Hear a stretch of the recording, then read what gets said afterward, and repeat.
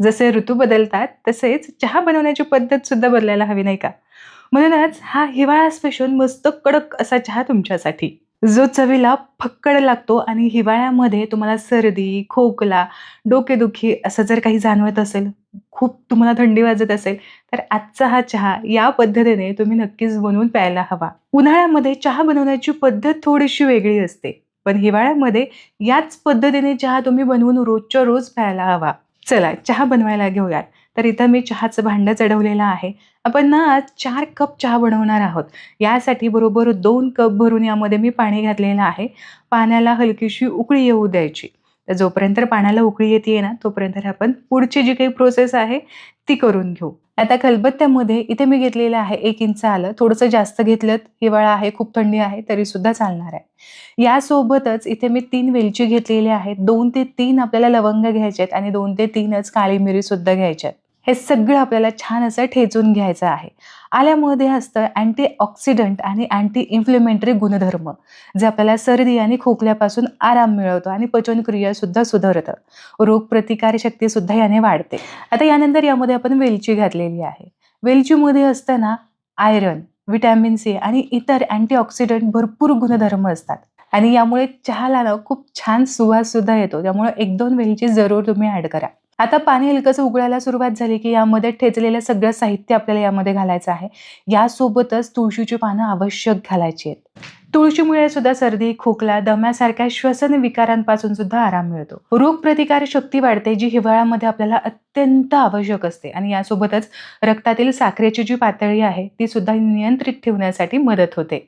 तसंच लवंगामध्ये सुद्धा antioxidant, antiviral आणि अँटी इन्फ्लेमेटरी असे घटक असतात. सर्दी झाली असेल, छातीमध्ये कफ साठला असेल, तर अशा वेळेस लवंग खूप फायदेशीर आहे.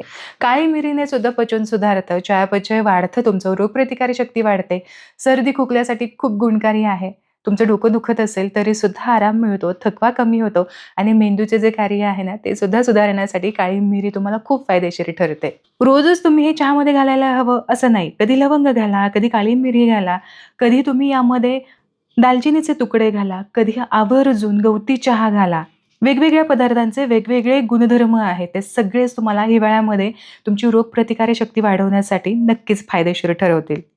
आलं आणि तुळशीची पानं मात्र रोज घालायची. बाकीचे जे घटक आहेत ते तुम्ही रोज वेगवेगळे घातले तरीसुद्धा चालणार आहे. 2 कप पाणी आता फक्त 1 कप उरलं, की मग यामध्ये चहा पावडर घालायची आणि जशी तुम्ही चहा पावडर यामध्ये घालाल ना, तर बघा लगेच उकळी येण्यासाठी सुरुवात होते आणि चहा ओतू जाऊ शकतो.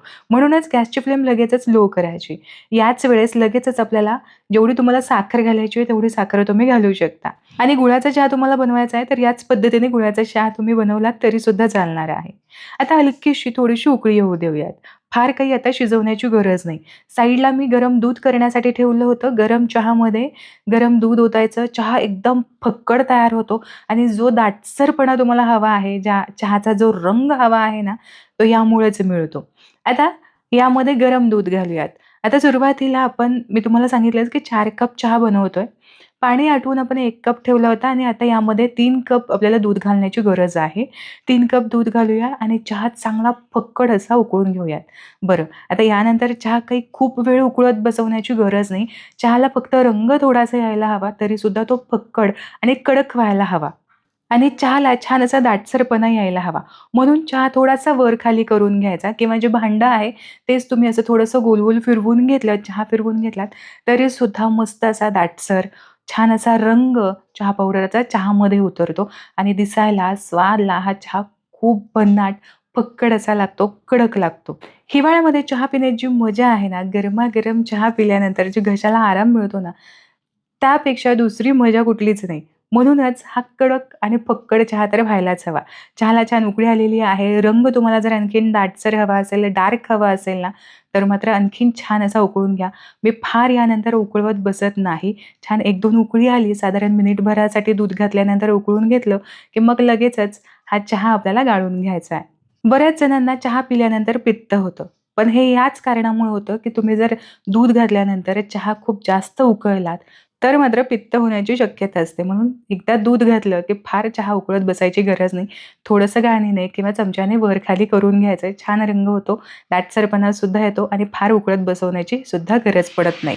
चहा तयार झाला, रंगसुद्धा अतिशय मस्त आलेला आहे. पटकन चहा गाळून घेऊयात. तर असा गरमागरम चहा हिवाळ्यामध्ये तुम्ही आवर्जून बनवून पहा. दिलेल्या टिप्स फॉलो करा, म्हणजे असाच कडक चहा होईल, मस्त दाटसर होईल आणि यासोबतच रंगसुद्धा मस्त येईल. तर आशा करते आजची ही चहाची रेसिपी तुम्हाला आवडली असेल. रेसिपी आवडली तर हिवाळ्यामध्ये या पद्धतीने चहा जरूर ट्राय करून पहा. पण मात्र हा चहा उन्हाळ्यामध्ये अजिबात बनवायचा नाही. उन्हाळ्यात बनवलेला चहा किंवा जो शरीराला खूप उष्णता मिळते असा चहा थोडासा वेगळ्या पद्धतीने बनवला जातो. ती पद्धतसुद्धा आपण उन्हाळ्यामध्ये पाहणारच आहोत. आशा करते आजची ही रेसिपी तुम्हाला आवडली असेल. रेसिपी आवडली तर व्हिडिओला लाईक जरूर करा. तुमच्या मित्र आणि परिवारामध्ये नक्की शेअर करा. पुन्हा भेटूया अशाच एका भन्नाट रेसिपीसोबत. तोपर्यंत स्वस्थ राहा आणि मस्त मस्त खात राहा.